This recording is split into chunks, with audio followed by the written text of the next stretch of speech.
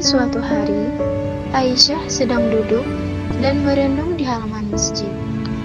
Dia sedang memikirkan kehidupannya yang sedang kacau dan tidak terarah. Dia merasa doa-doanya selalu tidak dikabulkan. Kenapa doa aku gak pernah dikabulkan? Dan kenapa orang-orang baik itu telah menderita? Apa hukum itu ada? Kemudian, Rani melihat Aisyah dari kejauhan dan menghampirinya. Rani, sahabat yang baik dan selalu memberikan semangat untuk Aisyah. Aisyah, kenapa kamu murung? Beberapa hari ini kamu kelihatan berubah. Aku merasa lupa. Aku sekarang berdoa. Tapi hatiku kosong. Aku mulai ragu. Apakah imanku mulai goyah? Keesokan harinya, Aisyah duduk di samping tangga, terlihat melamun sendirian. Lalu, Rani melihatnya dan menghampirinya. Kamu kenapa? Dari tadi aku lihat kamu diam saja. Ada apa? Belakangan ini aku merasa kosong. Salatku seorang membiarkan saja. Doa-doaku tidak didengar. Aku mulai merasakan keraguan. Apakah Allah mendengar doa-doaku? Itu yang namanya hubungan Safia. Ya, meskipun di agama masih seperti ini, wajar dialami seseorang. Tapi bukan berarti Allah jauh darimu. Justru Allah sedang menguji hatimu.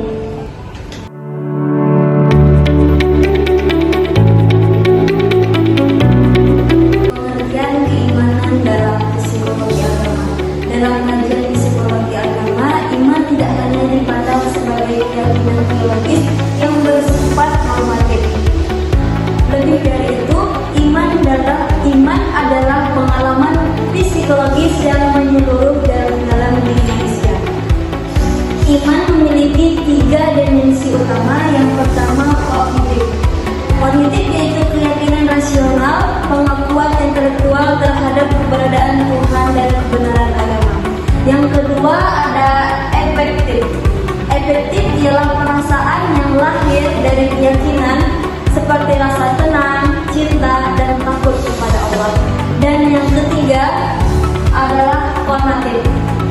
Konatif adalah wujud dalam perilaku sehari-hari, misalnya kejujuran, kesabaran, dan amal saleh. Saat jam istirahat, Aisyah dan Rani berjalan keluar kampus. Dan Aisyah mulai bercerita kepada Rani tentang masa lalunya. Aku teringat masa kecilku. Banyak luka yang gak bisa sembuh. Apalagi zaman sekolah. Pengaruhnya dia menyetok diri.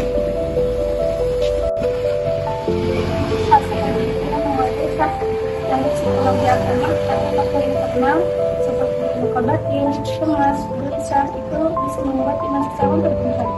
Dan ada juga faktor eksternal seperti masalah lingkungan, arus informasi, dan itu bisa mempengaruhi kehidupan seseorang. Jadi kamu tetap semangat ya, Sah.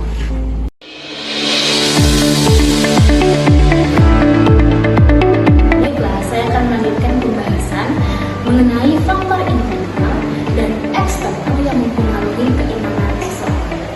Faktor internal itu terjadi dalam diri ini. Nah, biasanya orang ini mengalami kecemasan, depresi. Nah, perihal dari hal tersebut itu pasti terutama faktornya adalah ketika ia memikirkan sesuatu yang memang berat untuk dia laksanakan, dia pusing ataupun segala macam, itu pasti ada hal yang membuat dia cemas hingga emosionalnya terkeluar. Dari situlah faktor-faktor internal ini kemudian keluar, sehingga depresi, kecemasan dan segala macam yang mengalami pikirannya itu akan segera muncul karena dari pikiran-pikiran yang dia beban sendiri. Nah, selanjutnya adalah faktor eksternal. Faktor eksternal ini muncul dari luar individu. Nah, faktor eksternal itu terjadi dalam lingkungan dan juga pola asuh seorang orang tua. Nah, pastinya dalam lingkungan ini adalah teman yang bisa mempengaruhi kita, sehingga apapun itu Tujuan di dalam diri seorang itu membuat dirinya cemas, sehingga dari pergaulan ataupun segala macam yang mempengaruhinya dalam hubungan hidup.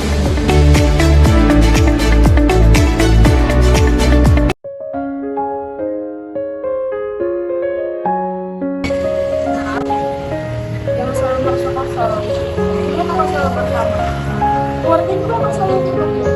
Kalau hati itu dari berdoa, berzikir, dan belajar dari pengalaman. Aisyah, keraguan itu bukan aib. Justru bisa jadi menjadi jalan untuk Tuhan yang berkuasa. Namun, jangan menang sendiri. Kita butuh ilmu, doa, dan juga bimbingan. Tapi Bu, itu sulit bilang. Itu aja Aisyah. Dalam psikologi agama, iman mencakup pikiran, perasaan, dan juga perilaku. Kalau salah satunya terganggu, maka akan muncul krisis. Tapi, dengan konseling, pendidikan agama yang sehat, dan juga dukungan keluarga, maka imanmu bisa menjadi lebih kuat dari sebelumnya.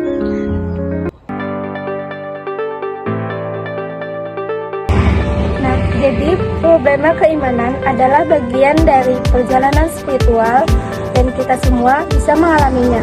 Tapi dengan ilmu, bimbingan, konseling, keluarga, dan ketekunan beribadah, krisis iman bisa berubah menjadi ketekunan iman yang matang. Demikian presentasi dari kami tentang problema keimanan dalam psikologi agama. Semoga bermanfaat dan dapat menjadikan refleksi bagi kita semua. Demikian, terima kasih atas segala perhatian dan mohon maaf atas segala kekurangan. Wassalamualaikum warahmatullahi wabarakatuh.